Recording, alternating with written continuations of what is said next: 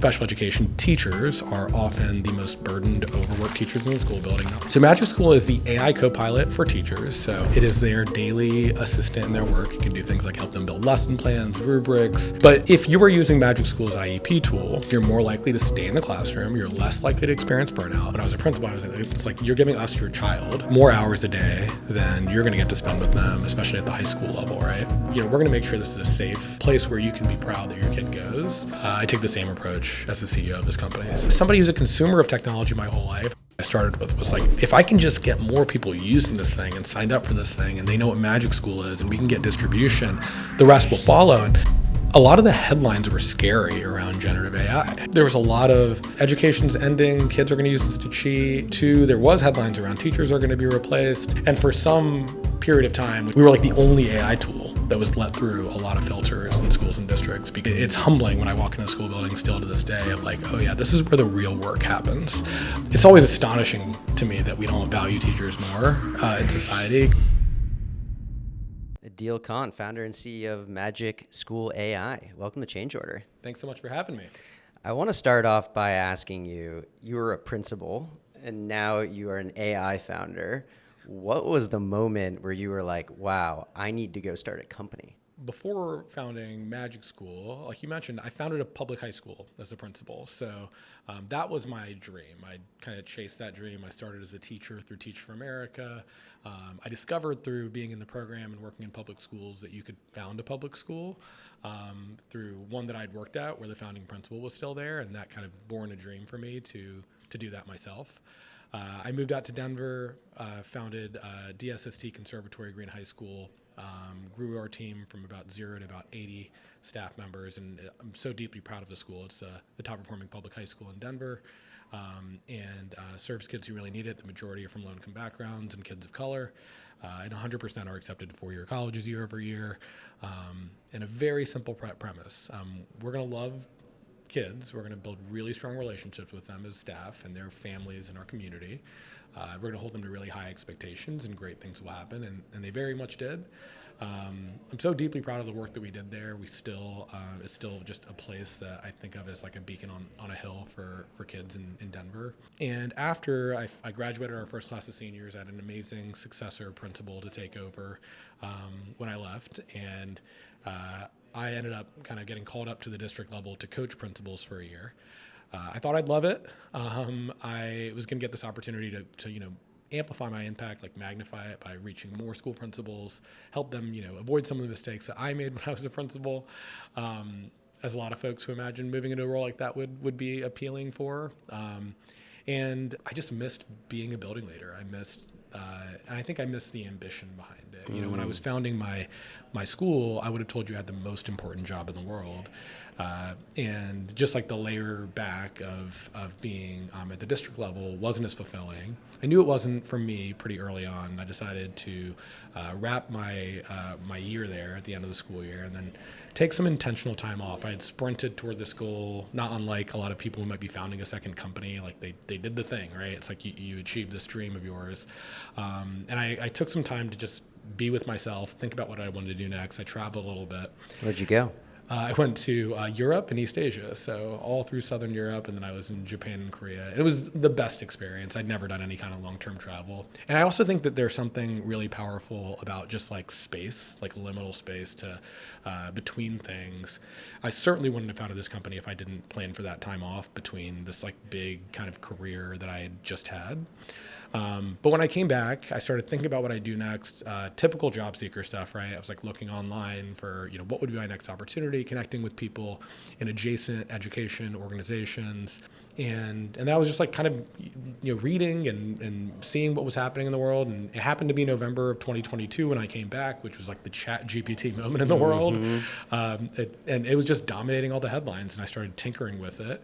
And I was like, there's something big here for education. That, like, there's so many use cases that I would be engaged with daily in my school building. And, the thing I did was what a principal would do. I went out to my old school and I started showing ChatGPT to teachers.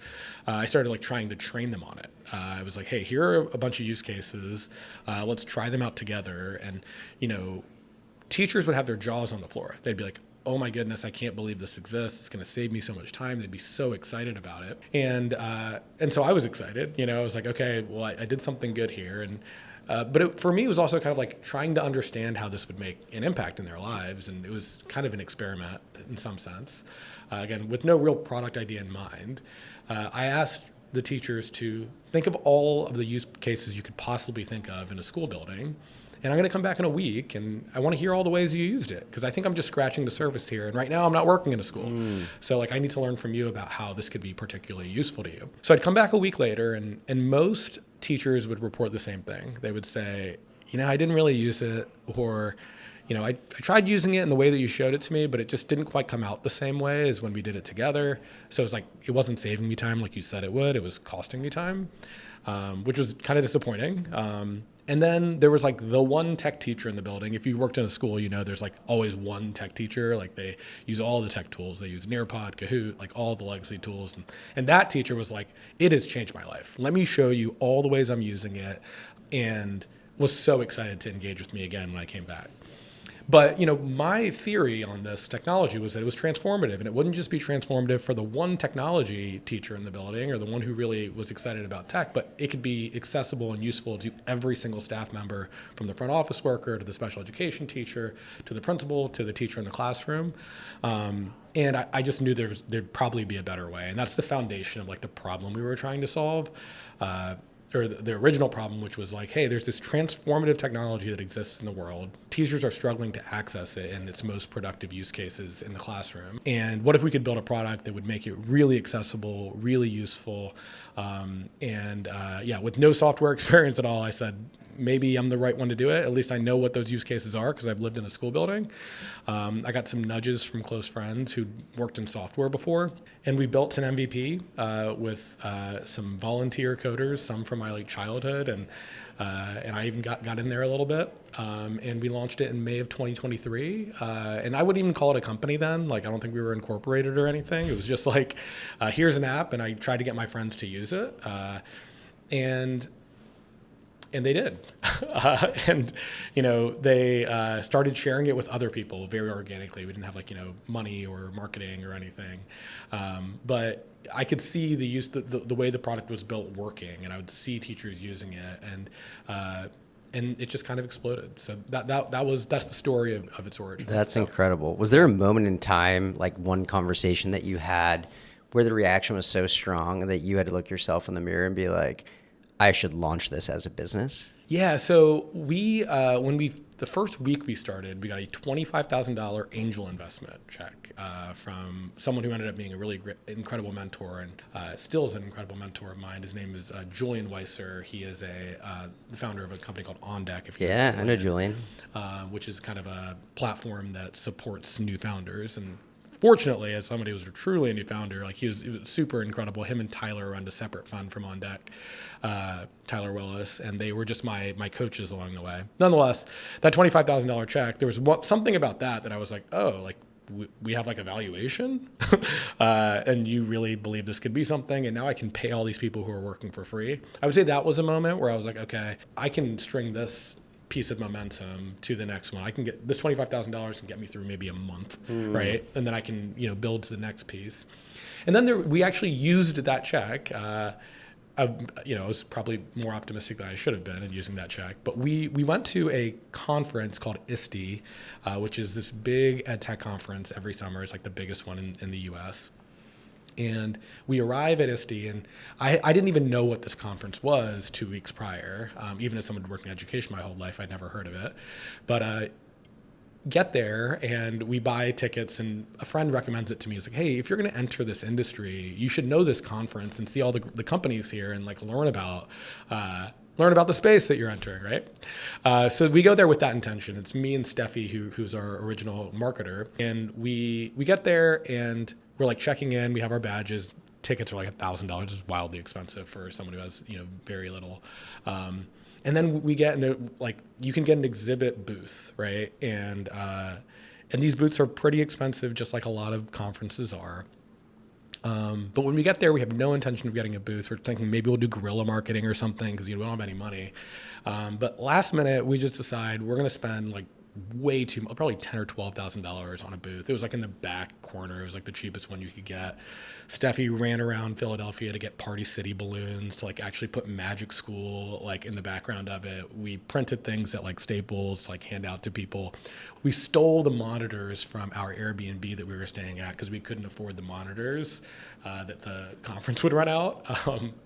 And so we could demo the product right at the booth. And I would say that was the moment. It was me, Steffi, and then our at that time, our only engineer. And, I, as the founder of the company and one who knew this like field really well, I thought that there was value in it. But it was so awesome to have people come by our booth. We were in like this little startup village, and folks who'd never heard of our product, it's only a couple weeks old, watch us do things with it when we demoed it. And I could see even like our 3-person team at the time, the momentum building within them. They would see people use it and they were like, oh, Adeel, what you were saying about how people are going to use this, it's no longer, things in a Supabase table showing me like, that people are actually using this thing. Now it's like humans who are like looking at it and their eyes are popping and they're like, oh my gosh, you can do that. That's when I thought we were onto something and people were going to get excited about it. That's amazing. And I know you guys have evolved over time, but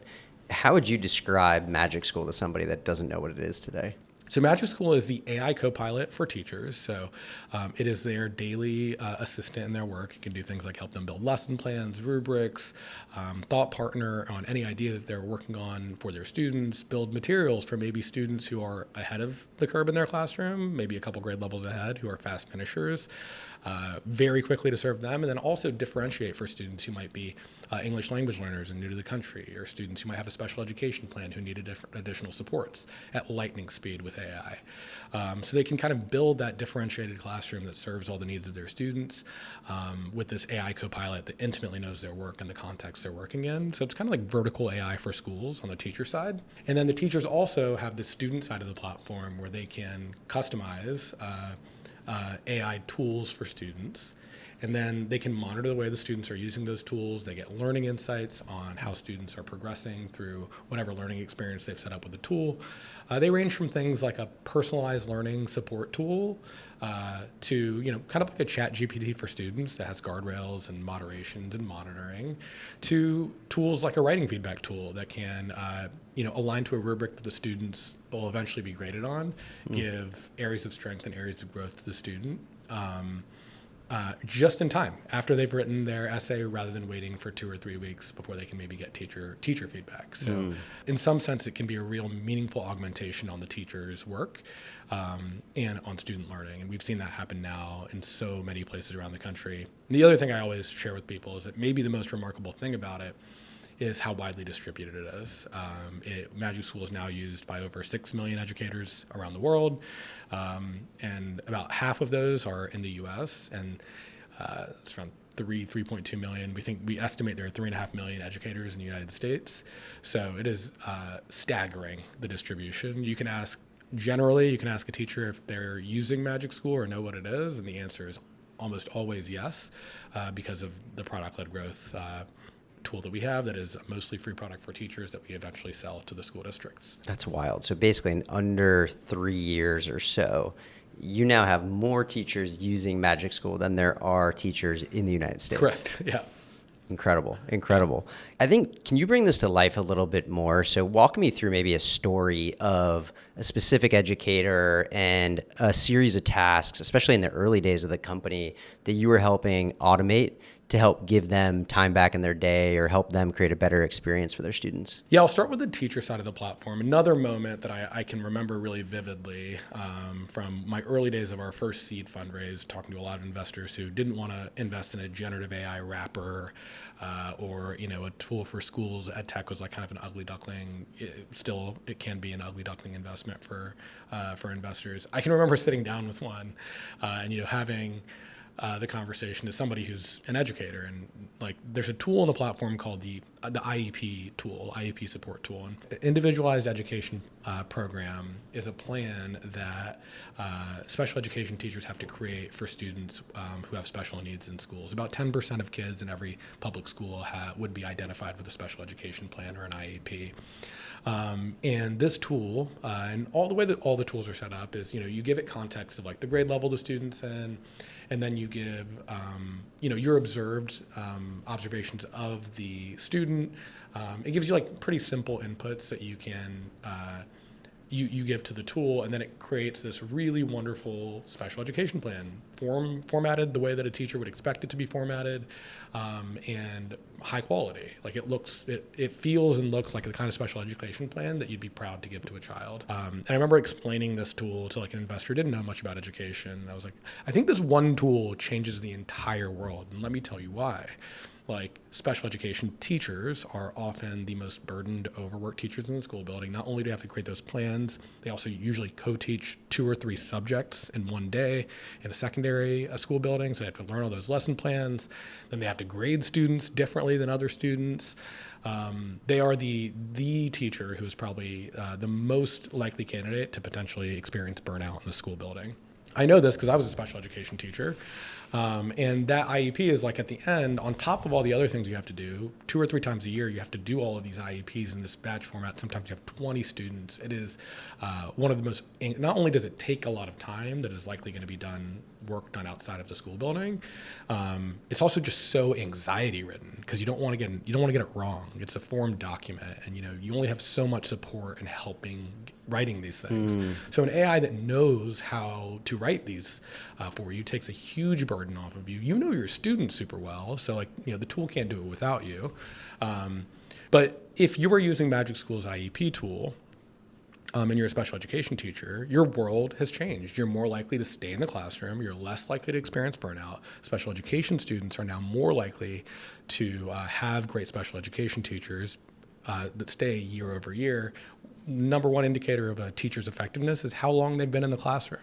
So if we can keep great special education teachers around, who also are the highest churn teachers, when I was a principal, these would always be the teachers that we were last to hire because there was only 1 or 2 in the pipeline even available.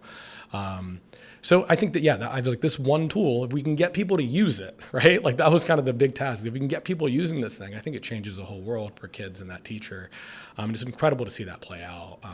Even in such a short period of time. I know that tool's made such an impact on teachers' lives. I mean, my sister is a special education teacher, and I hear about the level of burnout that she has and like just how tedious of a job it is. Not just like dealing with the kids who, might have certain issues. Yeah, they said the kids are the easy part. Exactly. And then afterwards, she's like, and I have to spend all these time writing up all of these reports. And it's like, I remember being like, hey, have you tried using AI to do any of these things? When you look back now on the IEP plan, what is the order of magnitude, the time savings that MagicSchool creates for them?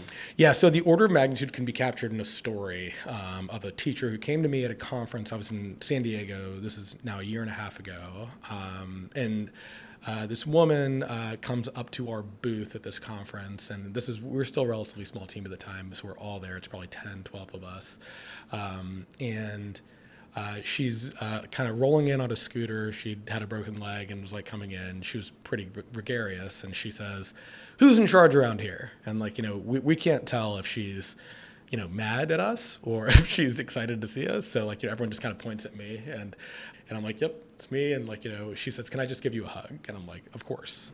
So I give her a hug, and she proceeds to tell me the story of her school year.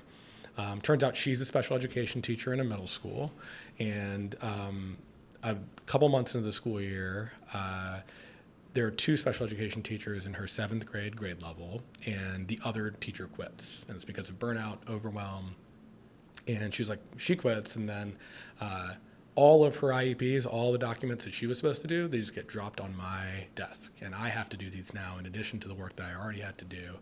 And her exact words were, "If I had not found MagicSchool, I would have been the 2nd special education teacher to quit that year." And if you're hearing that as a story in as an anecdote, I'll tell you that story is happening all across the country, where there are teachers who are so overwhelmed that like even continuing in the middle of the school year is really difficult. So the fact that, the tool had helped her stay, at least those kids will have one special education teacher to support them throughout the year. They deserve more.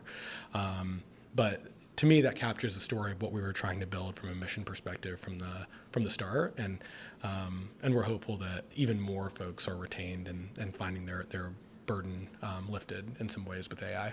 That's incredibly powerful. Yeah, I think you mentioned something about AI wrappers before, and I think it's a common misconception actually, because many companies are doing things like integrating into system of records that ChatGPT or OpenAI and Anthropic do not have integrations into. But also there is a lack of prompting knowledge, I feel like, that happens specifically in different verticals. And like, as you already said, there's only one teacher in the entire school that's like a tech forward thinking person who might know about what's the right prompt to ask the AI, or even like to ask the AI, will you write the prompt for me to solve this thing? How are you all not a traditional AI wrapper? Yeah, I mean, I think that there are, when we were out fundraising the first time, it was like a bad word, right? Like the application layer, which is now referred to as, right, was just like the ugliest AI company 3 years ago, right? And Cursor's raising at so many billions of dollars right now, and so are many application layer companies.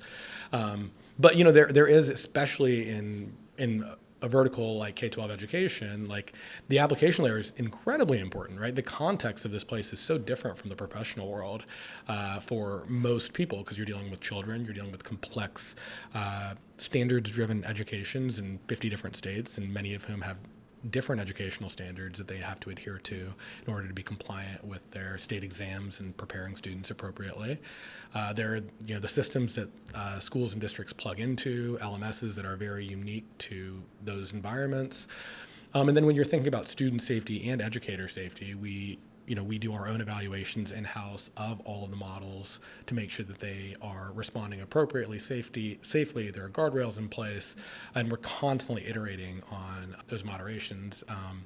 As you know, kids will try to break things. They will try to get around any moderation or any guardrails that you have in the platform. So it's an ongoing process for us to do that. And so we're creating value in that layer of like how to make sure that this is like a school-safe platform that a district can trust on the enterprise level.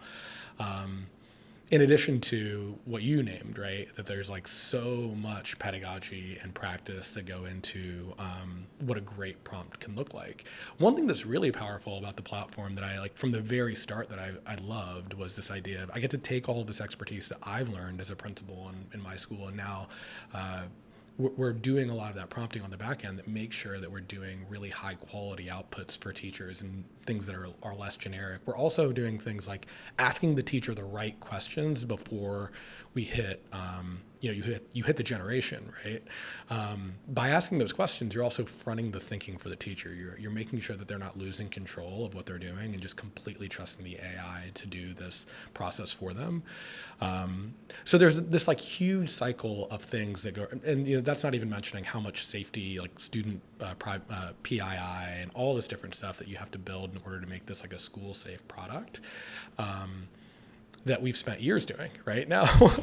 So I think those are the things that we're learning over time, is that, and we have so much more to do, that if you're going to make it vertically appropriate for this, there's a lot of work done outside of the LLM. Can you maybe walk me through a tactical example of when you decided to use one model over the other, or when you decided to even swap the model out for a different one? Yeah, so we were using, in our student side of the house of our product, we were using a mix of OpenAI's and Anthropic's models for the tooling. We still do, but we almost exclusively use Anthropic's models now, and we use Claude Sonnet in our student tools. And tactically, on our evals platform, we have evaluators around text complexity, for example, and Claude, when it comes to text complexity, when it's associated with a certain grade level, outputs a text complexity that is most appropriate for the grade level that we are serving. So with the appropriate prompt, the appropriate system message, et cetera, in our testing, the Sonnet models did a better job at text complexity. But one of the reasons that we stuck with Sonnet as well is that it was just simply better at direction following. So for us, direction following is really important for guardrails. So if a student tries to color outside the lines, get the tool to do something it doesn't do. Obviously, for a K-12 AI company, that's a nightmare, right? So it's incredibly important that we have something that is following instructions, can maintain context throughout a conversation, and our evaluations platform showed Sonnet to be the best for that, including, and we test Gemini as well on our backend. We actually don't use Gemini at all in our product, which I think people might be surprised by, as Google's had a lot more, I guess, are a little bit more education forward than the other two in terms of K-12, and they've had Chromebooks in schools, and Google Classroom is a product that's used in schools, so you might expect that they would have a little bit more strength from the educational application. But our testing shows that the Anthropics models are still the best for that. But we're open to if the other models do better over time. We have human in the loop evaluations, and we also do automated evaluations to control for things like model drift and those kinds of things that happen over time. So that would be a concrete example. Is like guardrail is really important, and then two, things like text complexity. And we're always adding new evaluators and thinking on how to improve this. We actually, 2 weeks ago, for the first time, put out a white paper. It's called the AI Safety Loop in Schools, which is a really good read if you're interested in seeing how different our platform works and like the evaluators work when in concert with an LLM instead of just using the off-the-shelf model. As a CEO sitting there, like, how do you decide to prioritize performance of the model versus cost per se? Yeah, I mean, it's a very expensive decision to decide to use Sonnet in our student platform. Another thing to know is that Sonnet is, or just students, when they use AI, use it way more than adults do. Like, they're much more likely to not be as transactional. They're much more likely to be like conversational and curious, like ask the next question. Well, if you're saying this happened in World War II, then what did this mean, right? Or what's happening next? Or if you're saying these are my areas of strength and areas of growth in my writing, what's the best way for me to increase my score based on the rubric? Like, they will do multiple iterations. So for the average tokens used per student, way higher than tokens used per teacher, because teachers are more transactional. They're trying to save time, get an output, and go.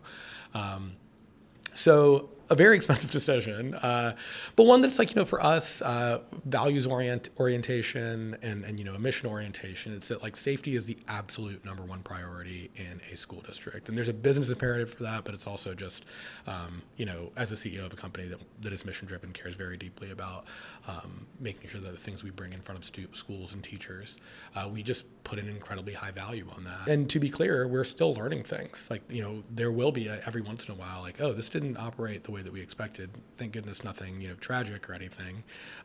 But we stop everything if there's even like an inkling of perhaps like, hey, a couple messages in, a jailbreak happened. Like, let's stop everything and work on that. And sometimes that is challenging, right? Because there is a more and more competitive landscape around AI in education. We are, pushed now by frontier model providers like Google and OpenAI and others who are like building their own things, right? But for us, I think that there is an imperative there of like schools and districts have trusted us with their kids, and so in turn their families have as well. And I said the same thing when I was a principal as I say as the CEO of this company, is that there's like a sacred commitment you make to a family. When I was a principal, I was like, it's like you're giving us your child for more hours a day than you're going to get to spend with them, especially at the high school level, right? So we're going to make sure this is a safe, a place where you can be proud that your kid goes, and they're going to come home to you, and they're going to be, they're going to feel belonging, they're going to feel supported, and I take the same approach as the CEO of this company. So it's nice to see an AI company CEO think about alignment first. You passed the test, Adeel. I think one of the questions I have for you is, as I've dug into different vertical AI companies, and sure, there are objective ways to fill things out, like an IEP plan, for instance. But then it also feels like there are subjective things that the users tend to do. And they might have, one teacher at this school has a preference to fill it out this way, whereas at the other school, or maybe even within the same school, they want to fill it out differently. How have you dealt with this personalization problem with your users? Yeah, we've gone all the way in on letting people customize the tools themselves. So if you think about the way that one of our generative AI tools is built, there's the system prompt, right? Then there's the prompt that we have built that are ones that we've been really thoughtful about to reach the majority of users, right? That we think that this is something in the middle of what most people will see. But in your example of the IEP generator, an individual user and the enterprise customer can completely modify the way the tool works. So if there's a format that's different for you as an individual teacher, even school, even in the same school building sometimes, you can create and save a customization as a layer onto the prompt that changes the way the output works and kind of overrides some of the. Do they ever see the prompt? They don't see the back-end prompt, but they can kind of calculate what the back-end prompt is based on the output that they receive. So an example would be, hey, I built a lesson plan with MagicSchool, and my school's lesson plans require me to have language standards that are associated with the Georgia standards in my state. So the regular output doesn't do that, but I can tell the tool and save a new version of it that says, make sure you add a separate section that includes these standards because my school wants me to do that, and then take that into context as you build the rest of the lesson plan as well. Same would be true for an IEP. You could even have it change the format. So this is actually something that we heard right at the start as we were building our enterprise product, is that what schools don't want is generic outputs. They want it to meet their context and meet their needs. We heard directly from schools and districts. There's a platform called Teachers Pay Teachers that exists.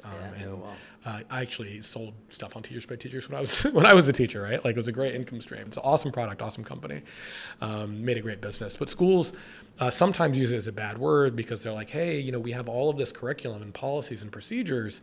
And sometimes when people go to Teachers Pay Teachers, they're just picking stuff out of the sky that they like, but we have this, curriculum or policies and practices we want them to align to. So we'd actually hear that from school districts. They're like, hey, we don't want this to be another Teachers Pay Teachers where it's just generic and it's the same as what you might get from ChatGPT or elsewhere. We want to be able to customize it. We want a sandbox that is ours, that we can iterate on, improve on, change to our specific types of outputs that we would endorse, whether that be because it's backed by a specific policy in the district or just the format that we aspire to. That ends up being really powerful. So we have individually teachers can customize everything down to it and save a whole new tool onto the dashboard.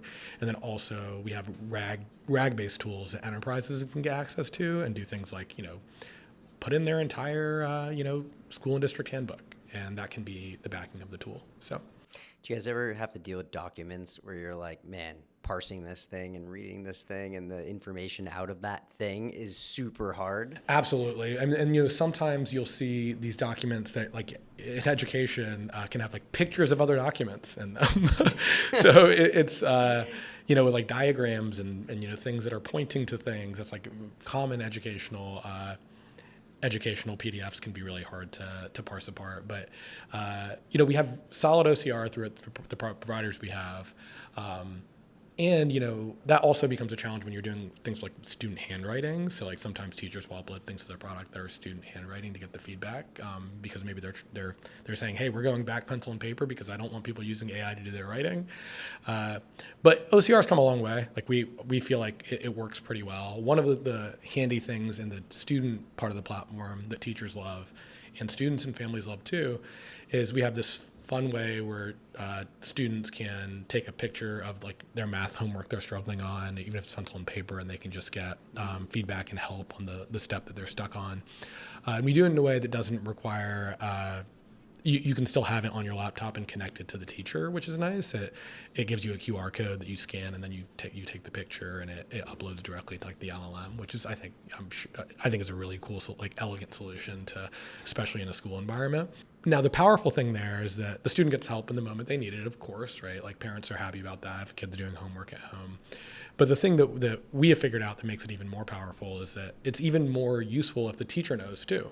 So remember, like the teacher can see everything the student did with the platform. So if teacher sees that everyone took a picture of number 8 on the math homework and got stuck on the same part. Now when they go to school the next morning, they see all the students getting help with their homework and they're like, oh, I can address that misconception in class. I'm glad they got the help when they needed it instead of calling me off the hook late at night. But they also now have real data about like what they can do to improve instruction in the classroom. And you're now flagging that for the teachers to figure out where they should be focusing. Yeah, well, I mean, right now, it'll provide like an AI-driven insight to the teacher, and we're going even deeper there, like how we can make that like a more accessible, almost like an alert that is like something that they get even without having to pull up the tool itself. So that's incredible. Yeah. You know, when I think about ed tech as a category, I mean, you mentioned it historically has been very hard, but when I also think about ed tech, I think direct sales to enterprises, long sales cycles, RFPs, maybe if you're lucky, the sole source provider. You all decided to go with a PLG motion out of the gates. Not exactly a background you have as a former principal. Like, what was it that enabled you to take off so quickly with that motion out of the early days? Yeah, you know what's interesting? If you remember at the time, rewind to 2022, right around, I guess we launched the product in like summer 2023. And that's when I was starting to thinking about, remember, I don't have any background in business, right? Like, or only what I watch on TV. You're like, so, what's PLG? Yeah, I found out what PLG was after the product started. So, but I was like, oh, this sounds right. I'll put this on my pitch deck. I did believe in it. I thought it was possible. Don't get me wrong. But there was something to, at the time, all the trends were, hey, like have a really small team, get profitable. It was like bear market stuff, right? All of this like kind of. It was dark. Yeah, right. It was like all the bear market tips.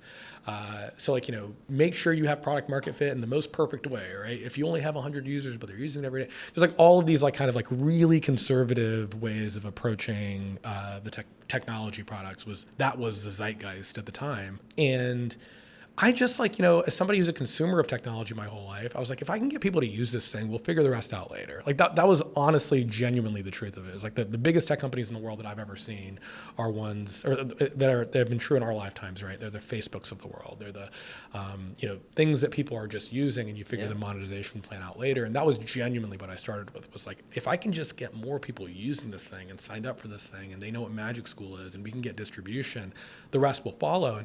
And it wasn't very well informed at the time, but today I think that that's probably the thing that it may be the most valuable thing about the company, right? Is that like it is so well distributed. People are using it, the application of it. Reading today some of like the thought pieces around like the importance of like distribution for a moat and like all these different things. Those were lessons that I learned from like just being a consumer of technology. Now they're like VC thought pieces, right? But I'm just like, oh no, that's the thing is like, and then you're right. Then PLG came kind of afterwards. And then when we actually decided to finally monetize the product in like the same way that ChatGPT monetizes their product, right? Where there's like a subscriber model and an enterprise product, or Claude does as well. We had enough users, enough momentum, enough brand equity and user love that it went. Like it was just, it was like floodgates, right? So we'd almost built like pent up the demand for the 6 months of the product having no business plan. No marketing spend. No marketing spend not until, maybe a couple $100 like on like t-shirts and stuff, like up until we actually said at the 6 month mark, like really no meaningful marketing spend. We also have a heck of a brand, like the Teachers Are Magic stuff that I'm wearing now. Incredible name. Magic School is a fun name. So the brand definitely helped, and I don't want to, but I mean, all the marketing stuff, we did no paid ads on Google. It was just purely like a social media presence and like, Teachers Are Magic t-shirts that we'd guerrilla hand out to teachers, but nothing from like what you'd think of a traditional tech spend on marketing. And yeah, it was just, we got the users and they grew. And, teachers are a unique crowd, right? They're kind of in their DNA is to help people. So if they find something that's helpful, they will be your champions. And that's what we experienced is our greatest marketers, our greatest distribution channel was teachers who loved our product. So It's amazing. Did you guys build referral mechanisms into the product in the early days? not really. What we did though was we had kind of our ambassadors programs, and like we equipped teachers with professional development decks, so that if they were wanting to roll this out in their school building, they wouldn't have to create like a training from scratch. So we would say, hey, we made the deck for you so you can just get started in your school building. We did things like, if you were going to do a training in your school building, we'll send you some bookmarks and a t-shirt as a thank you for doing that, right? And like we tried to reward the teachers, our greatest champions. We have like a Magic School Pioneers program, an ambassadors program, and we just like kind of shower teachers with gifts and say thank you for all the things you're doing. And I think that I always love to say like Magic School is like a product that loves its user. Like, and people say that they love Magic School. It's like, well, yeah, we love you back, right? Like we really, really deeply care about teachers. We try to speak to them, and we're part of our mission is elevating the teaching profession and speaking to this idea that teachers are irreplaceable and they're the magic. The AI is just there to help. I think that also resonated with people in a really big way of tech tools skeptically promising that we're going to be the next thing, or we're going to change everything about everything, or there's a lot of skepticism that teachers have toward ed tech because there's been big promises and not a lot of delivery. But we came in with a different motion of saying, no, actually you're the most important ingredient in this still. But we think there's some remarkable ways that we can help you. And that was a winning message, and it continues to be. So 6 months in, give or take, how many users did you all have without any marketing? We hit 1 million about 6 months in. Wow. Yeah. That is unbelievable. Yeah. I mean, 1 million people coming in, signing up to use the product in a market where, like, I don't exactly look at most teachers and say they're going to be able to go and onboard themselves and learn how to use the thing super easily. Like, what were the top 1 or 2 challenges then that you faced as you saw 1 million people come into the system? Yeah, so I mean the problems of like scale, right? Just all of those things we had to learn really, really fast to scale up to the usage that we were getting to. I was fortunate to have a CTO who'd kind of been around the block and worked on large consumer grade companies. His name's Todd Tobin. I founded a company called Craftsy prior to Magic School. So some of those like initial infrastructure decisions made really early helped us as we kind of got to scale. The other thing was a lot of the headlines were scary around generative AI. There was a lot of education's ending, kids are going to use this to cheat. 2, there was headlines around teachers are going to be replaced. There was headlines around this is really, really unsafe to use, especially around kids or in a school building. So I remember my early conversations when I was trying to like form our first partnerships with districts. 2 or 3 months in, I did try to hit the ground and do something before we really monetized the product. I had known school leaders in different districts, so tried to get my first sales that way. And I remember some of the time we would have like these numbers from certain school districts of, oh my goodness, like this school district has just organically adopted Magic School, and it looks like the percentage of the people at that district, especially early days, we would see like these big floods of users all at once, and they all have like the same email address suffix. And so I'd go to the district and I would tell him, hey, like all your teachers seem to love this. This is amazing. And like assuming they'd be excited. And some of them would say things like, oh, I'm just meeting with you to make sure that I shouldn't ban this, right? Like there was a lot of those early conversations of like being banned. There was something also too about being a first mover and building a brand early that's nice and still pays dividends today, was that I would have those conversations even though I wasn't selling anything. Was like, hey, we are safe. Let me show you how we protect your PII for your students. Here are all the things that we do to make sure that this is a safe product that you should be comfortable with. So, some of those early days, we were the only tool even let through school district filters. So like every school district has like filters for their teachers that they can go to or not, as well as for students.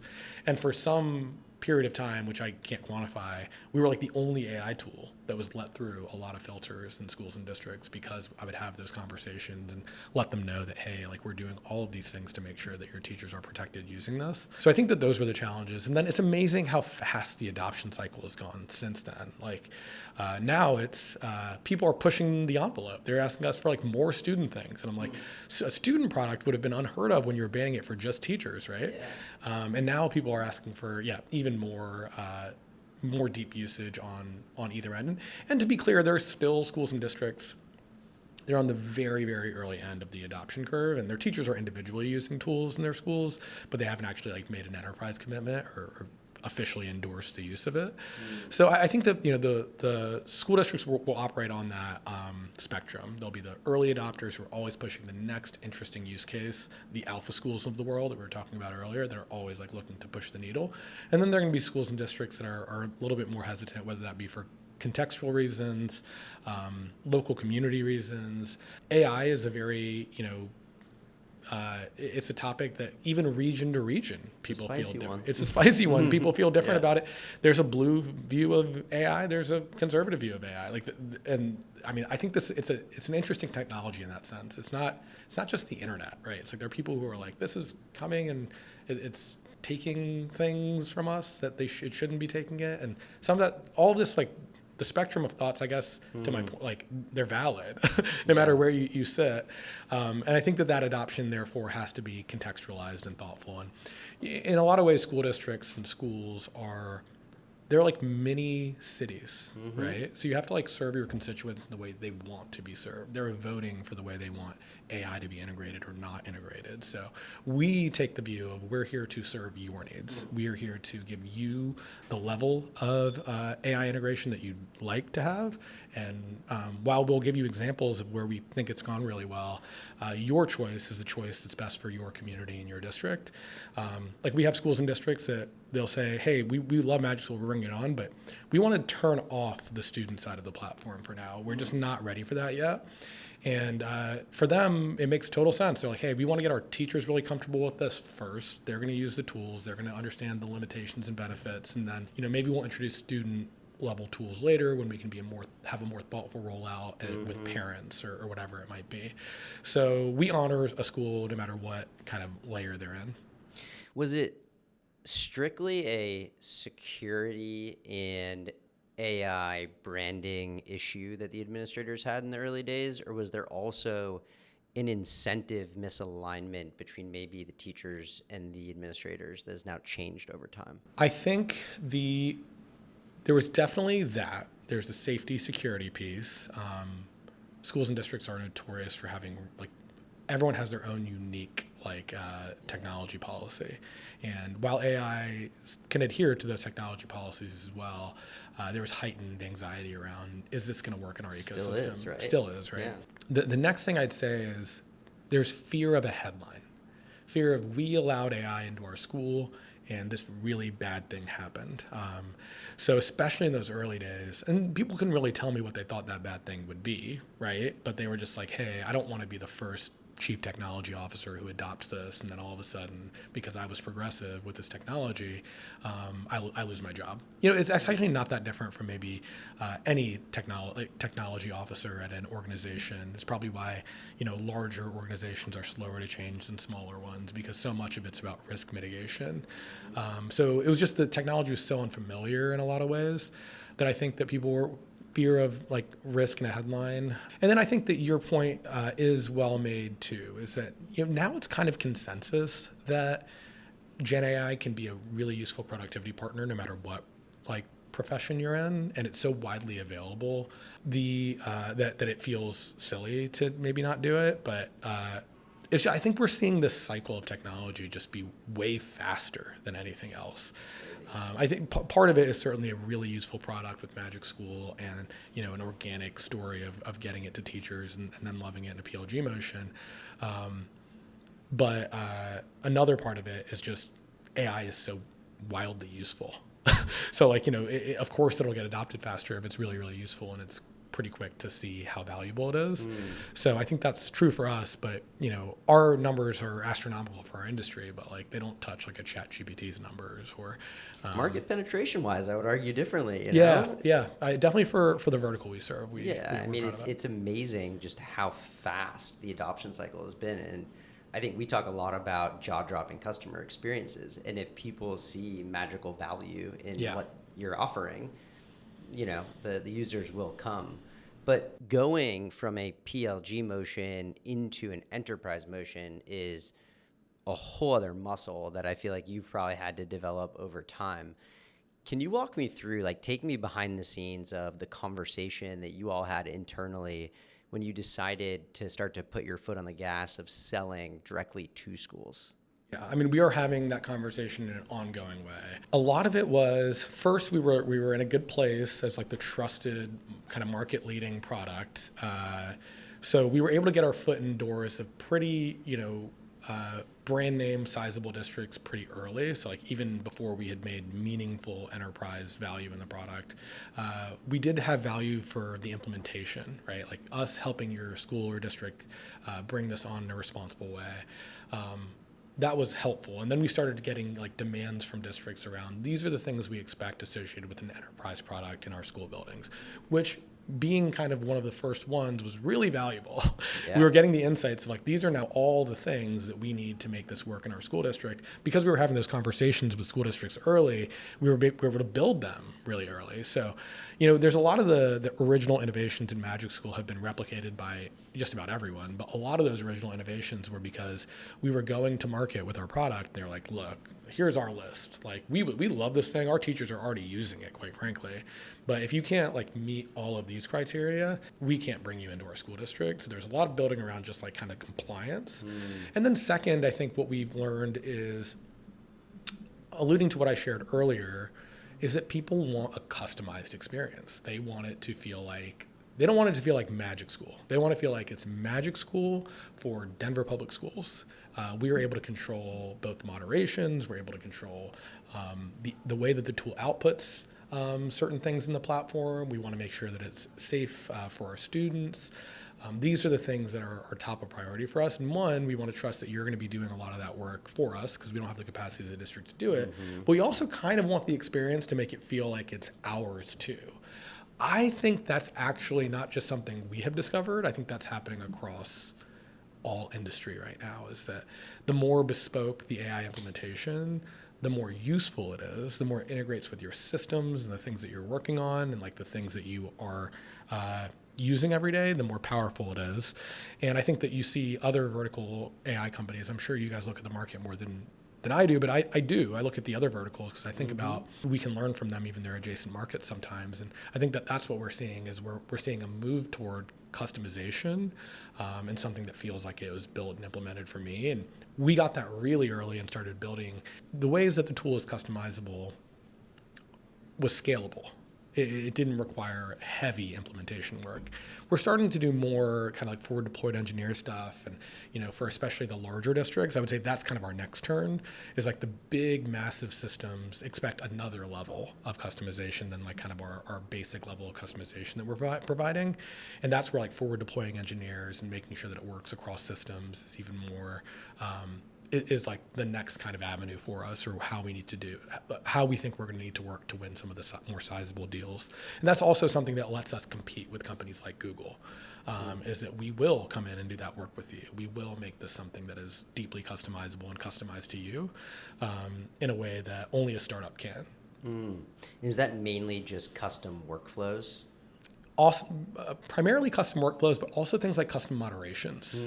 So, even the legal frameworks in different parts of the country can dictate what like a tool like ours can say and cannot say in a school.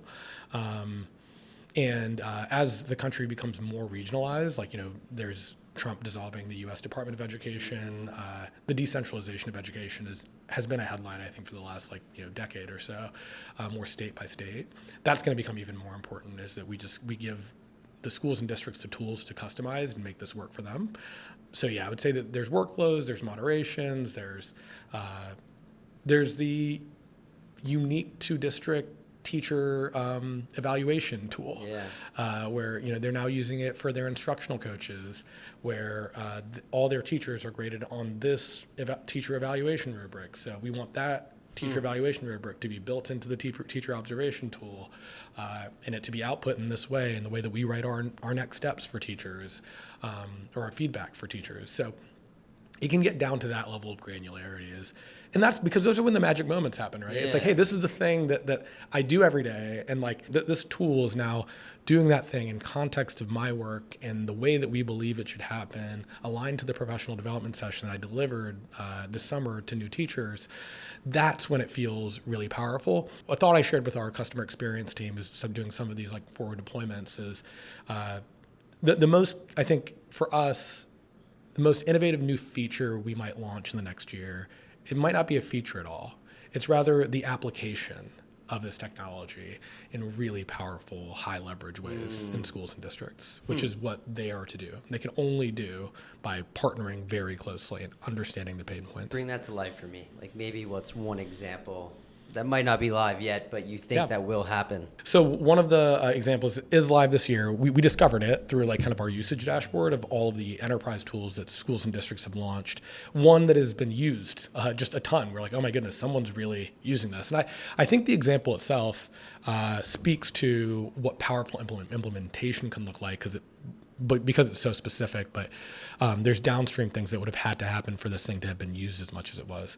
So this school district made a chatbot that was associated to their teacher development framework. So basically they have like levels for their teachers where the teacher will get coaching based on what level that they're at. They will get distinctive next steps based on the level they're at. And the way that they, like the language they even use is required to be aligned to the rubric they'll be evaluated on. So it can be actionable for the teacher, and they can make sure that they can get the right next rating, or they can grow in their profession. Not so different from anyone in the workplace.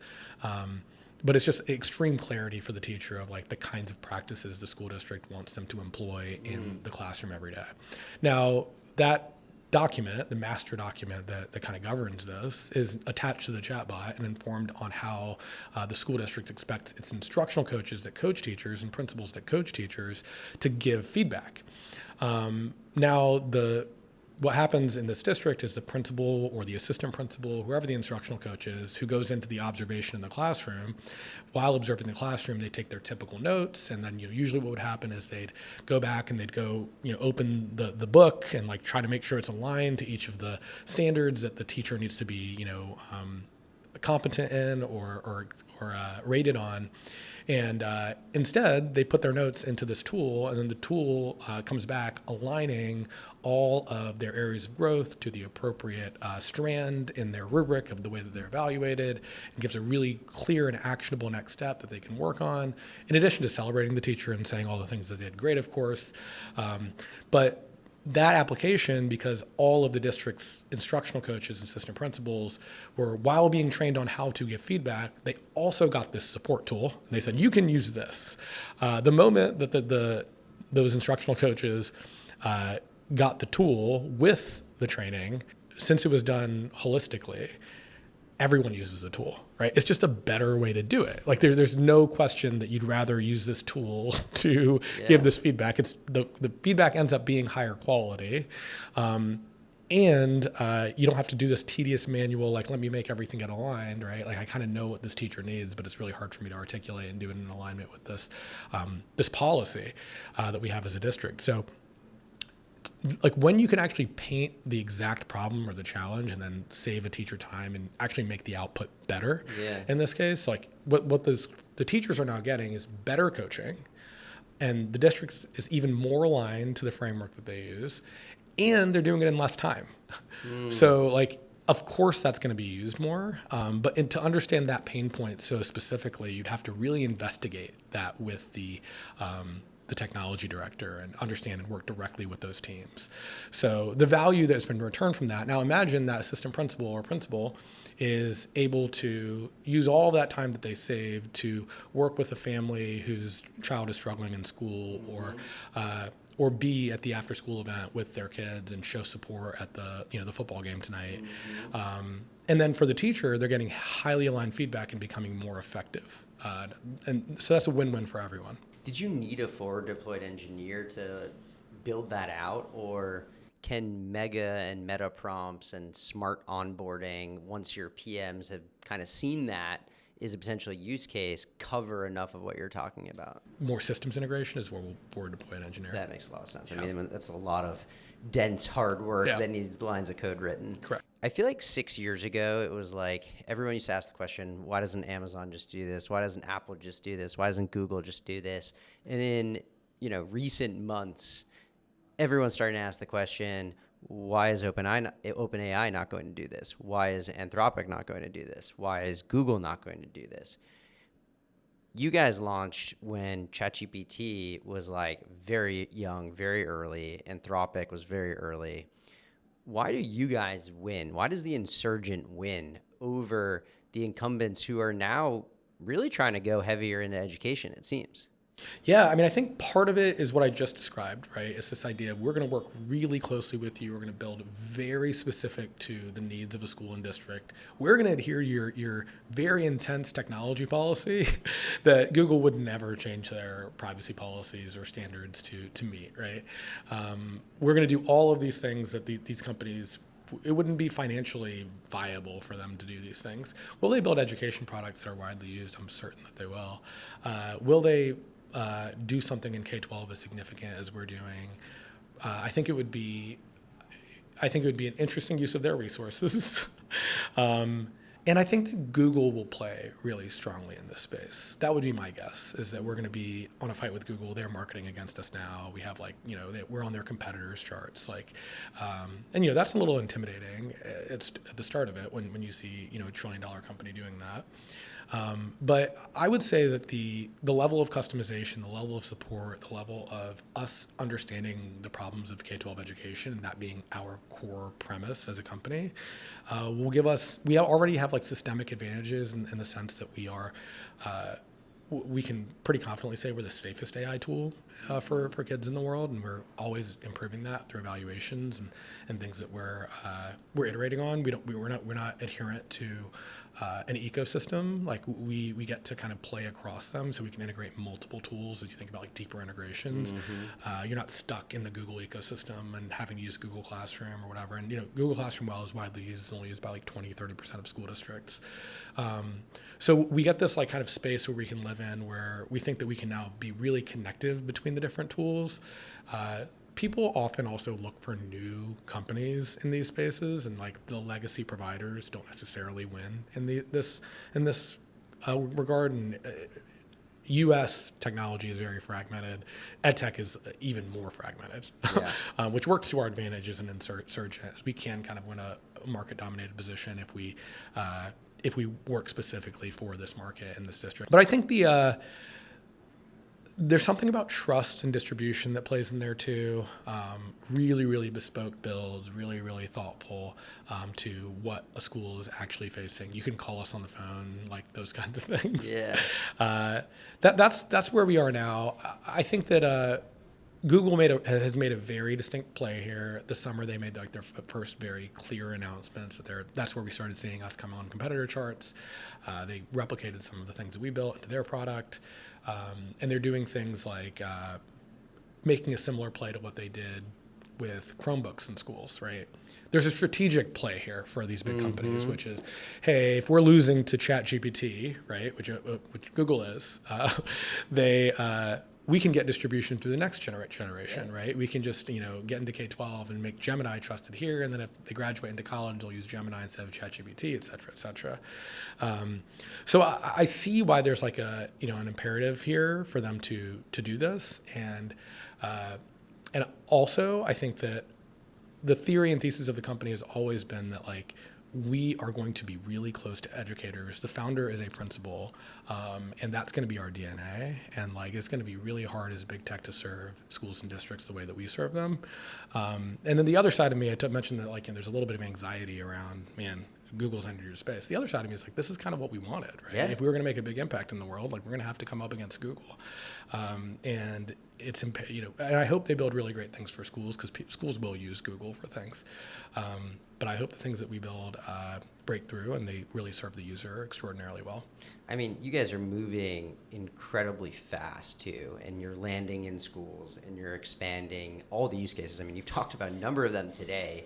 To me, that increases switching costs, which is incredibly powerful. And the other thing that you said that actually deeply resonates with me is that oftentimes in America, it's kind of the new products, the insurgents, that get a lot of the attention, because I feel like when I think Google search, I think Gmail. Like, I don't think about the 48 other modules in my G Drive, that I probably could be using. Yeah. But, the attach rate on that's probably lower. And so if I think about Magic School as being the place I go to for X, Y, or Z thing, it feels like you just have an unfair advantage at the end of the day. Yeah, that would be what we were seeing play out. Like these things that have been like kind of attachments to other products in the space, like the legacy companies, everyone has ripped our product off and put it in theirs. Like every legacy, you name a legacy ed tech company, there's a version of Magic School in their product. But it's like, well, unless there's something super compelling about me and the thing that's on that other side, then why would I leave the place that I'm already working? And like, there's something about lock-in and distribution through brand trust, and it works the way that I expect it to work. All of those different things, that there's no real need to leap to something else unless they're way out innovating us, right? So I think that's part of it. I'm not a pundit, or I'm not someone who thinks about this market necessarily in a broader sense, but if I were to say the way the market's going right now, it does seem to be the insurgents that are winning, right? Like, I use ChatGPT for some things and Claude for some things. I don't think to use Gemini for things. It's just, and then like I like to think of myself as I've always been like a technology consumer. I'm a builder in technology for 2.5 years. Yeah. So like as a consumer, I think about like what the new thing like OpenAI is coming out with, and Anthropic's coming out with, and Google has built undoubtedly really cool things, but I think that there is something there. Like people are like, oh, the new company that is focused on this is going to build the next great thing. So I hear you speak, and I'm like kind of sitting back thinking to myself too, it is a competitive market. How important is speed? It is the lifeblood of startups. Like we have to be fast. We have to deliver product and features that our schools and districts are going to love and use.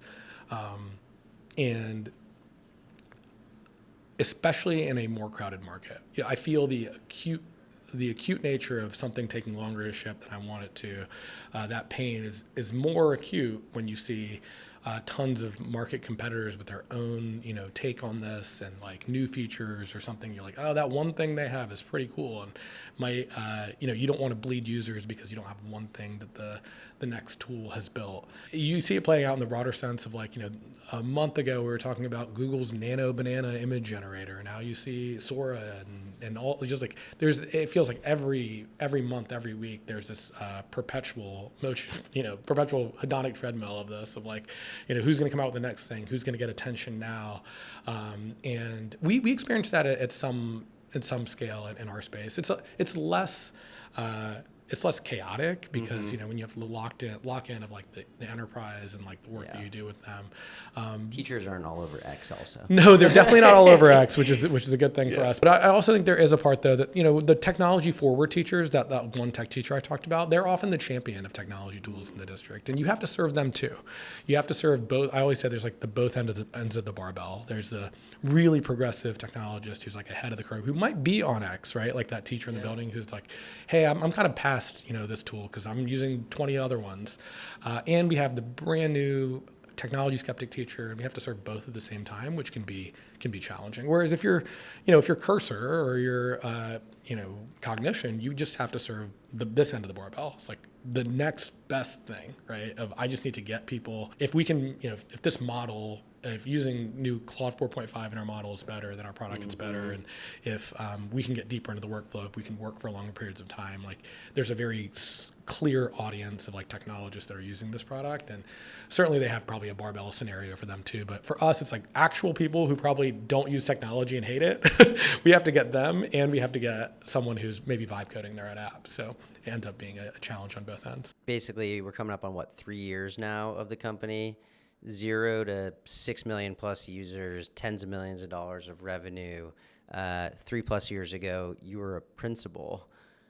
How have you tried to learn and change your perspective as a founder over the last 3 years? Yes, so much. So I have learned and grown a ton. Even the founder that I am today is so different from who I was when I started on the journey of building this company. I would say that there are a couple things I was able to take from my time in schools that I can parallel around this experience.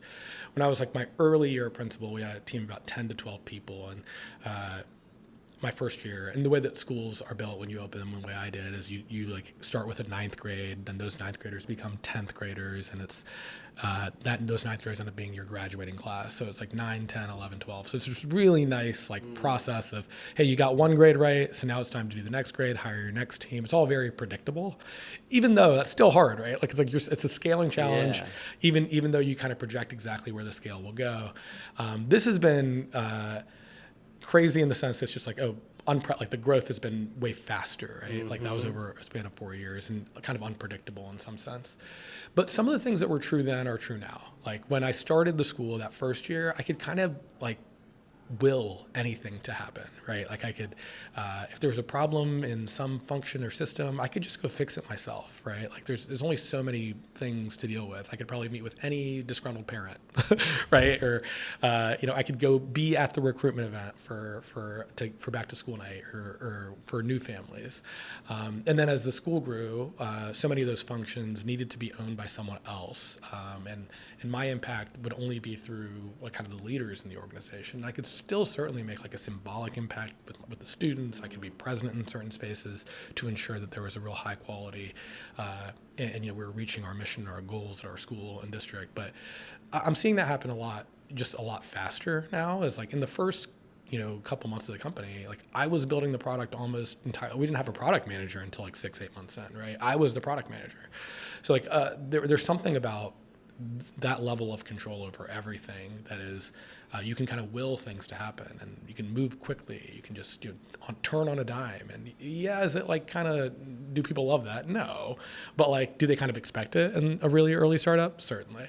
And then as you scale, it becomes similar. It's like, oh, now we have multiple product managers. We have a much more complex company. We have implementations across the country and the world. We have external relationships with state governments. We have investors too, so make sure that they kind of understand where our business is heading. We have school districts with their need is the most urgent need because it's their need, and we also have a complex growing product with way more beneath it than there was in the very, very beginning. So now I'm having to learn, how do I still make an extraordinary, like an outsized impact as a founder-led company, while also ensuring that I'm giving a lot of people ownership and I'm helping them, helping them be the leader and owner of their own space. So I can remember that transition happening for me in like year 3 and 4 of the school. Like, oh, this is now becoming unwieldy. I just can't do everything. And now we're experiencing that as a company of like, I'm fortunate to have an extraordinary leadership team who I do trust to own things, but you also don't want to lose that, hey, this is a founder-led company, and some of that original spark of the product and like the insight that I had from being in a school building as an educator, we need to imbue that in the company still and have that same level of urgency, but now with more layers and complexity than before. And I'm still learning how to do that. And sometimes I do it exceptionally well, and sometimes I go in and founder it and mess things up. But I think that that's been kind of an experience that makes this hard and is always a learning journey. And what I'd like to say is that when I started the company, one of the most important things was belief. And today, belief is extremely important, and also humility and seeking to understand and like being really precise and having really, really strong priorities is the most important thing. I like that. I mean, that's a lot of stuff to learn. Are you the type of person that's going out and meeting with people that are 2 stages ahead of you and asking them the questions about, hey, how do you recruit a PM? Or Yeah, I'm doing all that all the time. So yeah, I met with a founder recently with the question of how do you build a great remote company? And whenever I'm like pondering something or struggling through a challenge, I'll set up a conversation with the right next founder. We've been very fortunate to have founders and our investors connecting us with people. And founders are just so generous with their time. Who've been, if you're a stage or two ahead, I'm always inspired by that, and I hope to be able to do that for folks who are a step or two behind me as well. So yeah, I'm always learning from other founders. I'm certainly learning from ChatGPT and AI tools and Magic School, of course. Yeah, if it's education related, always. But I think that the learner has to be alive in you if you're going to be in a company that's scaling in the way that we are. I still have so much to learn, but I'm thrilled to be on this journey. It's been a dream come true. I love that. Last couple questions because I got to get you out of here. What's been harder to build, the company or the school? School, by a lot. It's this interesting thing where your stakeholders at a school are the kids in the building, the teachers in the building, the district office you're managing, the parents and their satisfaction with the school.